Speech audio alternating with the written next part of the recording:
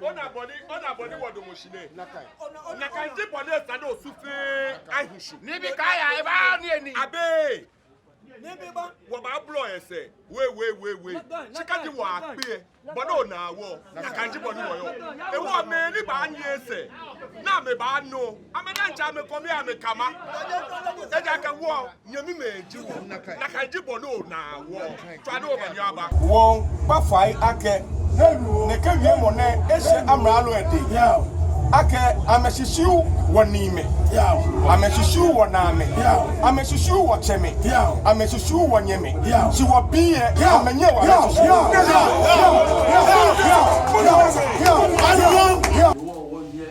ni Teinor Ashigerhnter ni jienyo. Ye wote ye biene. Otu Ashigerhnter mashida ni Kenya ba. Otu Ashigerhnter mashida ni Kenya ba.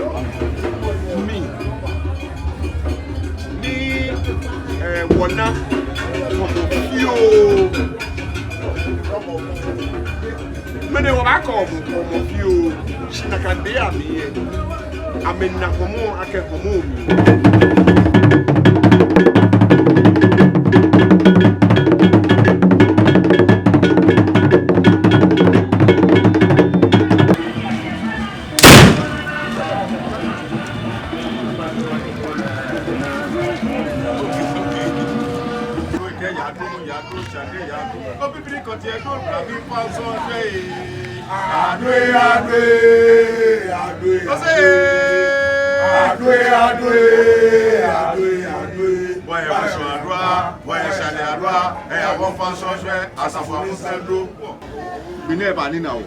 ni mene o ba kpoto shan be ake kusun ke ake mi ki nu mu e ni mi dun ni mi fa ni mi jombe ni agba kan be mene ma kpoto ma shan ake brema wole le ake wonye ke chapwamu ni waka afo osu senke ba ni le te no ba ye osu manche eyin e papo no e be ba kwa nu mu e ake nu mu e ya lo e ba le ne ba no mi amagana wo yo nini brofo me chole ake pambro se jeme e akutu e mo yo ye ni atamils atole ye den no se ni wo shi ne ba e ba to amantran ni mu ba to ajuma nko do amantran ka ajuma nko wo ji ohun so ni wo ji me ni kese e ba ni wo ken mene ni teno bata se mene ni ne fi o na fi mi na agba ake e be wa kwa ake nu mu e apakun e so alo dani le un ewu ehin lele ne ba ne na ake mfe kralo ihe pa ko nkusun no npepere ye eye biye npepere churu ke ha ma na ehu enwu ye biye ne agbene ne dani nkan hu ma biye ne ni magba ni maswa ni ajuma ko afutu efe kralo ake ami npa nu mo gbe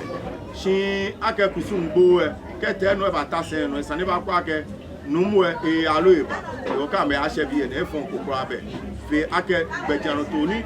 obu ade woto e la kanomi yin elu o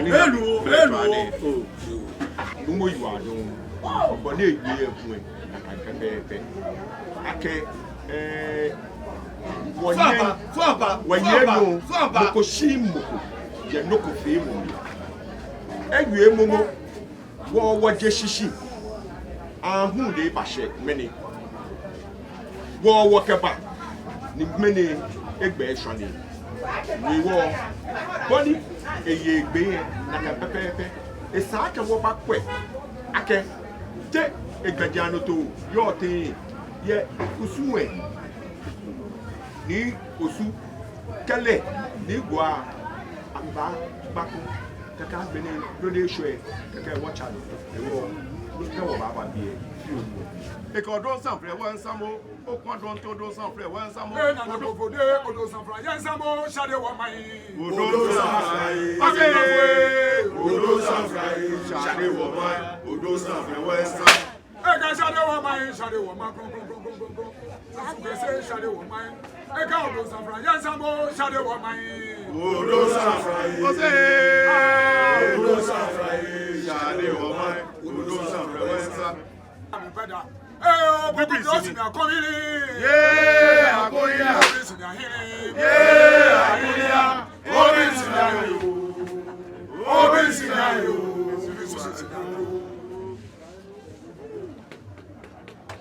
yo eshe bobara ma wo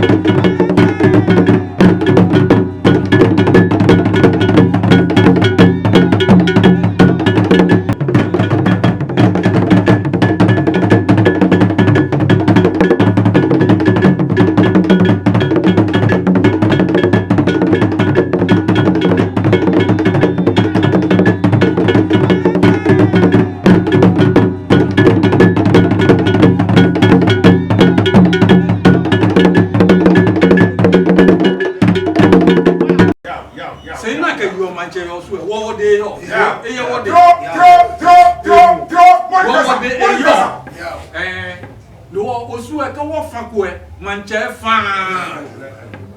wo ka wo fan ko Mantse fan shi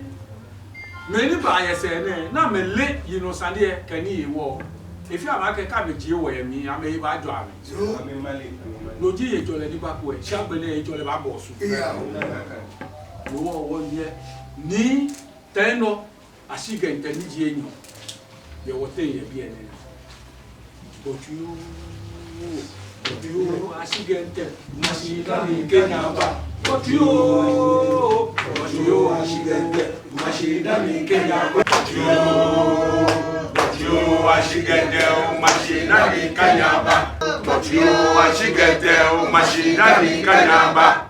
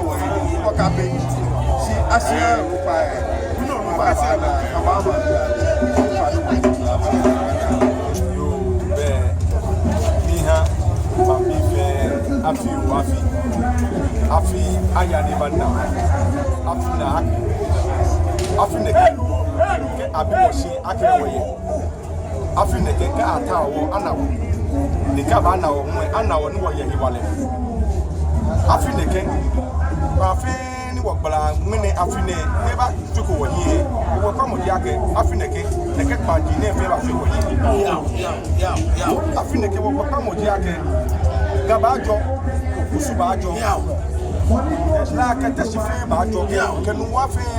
kete pampro fe ba jo ni gadanga ba ko makpa ba bu afi ne ke ba mo ji ake anokwale ba hi ya papa ne fe no ni meni ame kokoi mani ni je ame no ni ke no cheme ba amagme no cheme ni e ha afi ne ke anokwale ne la je e gakokwa ne no na kan anokwale e ibaba won bi ekome fe mo won bi yewale won bi no ya won fa ipa mo ji ake ni bi ni government eko ye gadangme ni eha ni wonye wo ya no woni bi baba am eja ke bi ene wo be gold wo be diamond wo be ni bi baba o tumo timba ke ni bi wo si body nfe government eko me compulsory acquisition eko me hu ake fe civic development ni baba mo je ake e ba wa eha gadangbe form bi simo e afe naka ni mene keji gadangbe bi ntowo eko ni eyamatu ye je ko lete Mantse oba pa amra lo efa yake wo sipoti ni eya jede baba o le wo koto ye ikasi hako eka woni ehawo ni eta wo me ni ji no cheme denche de ke ha manage bi etene wona ake government ke wo sushi body ko me ha wekuko na ke ogu wekue she work a government in asram na kasane ni government ke be woji she work what government ake na kasaji efe aye momo ni na shibo ye na kasaji efe yake usuma shiboti je osupe aye yemwe aye na kan ni bi komeni eyeke ha gatopa no amo shiboti komende sa aka fi ame no government eko ni me ni ba aka ambaba matuni amralo aka meja all in the name of redevelopment won pa fai ake ne ka wie mo ne ehye amralo edi ake ameshishiu wonime ameshishiu woname ameshishiu wocheme ameshishiu wonyeme si wo biye amenye wa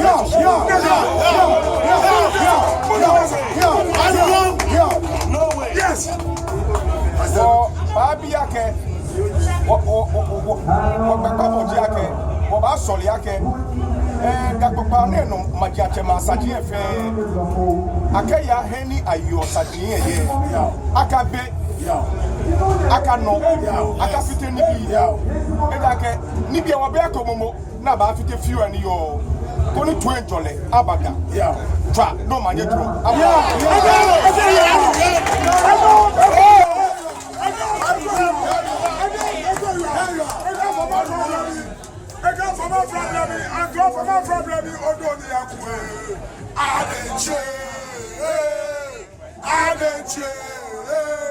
as a foot from a problem.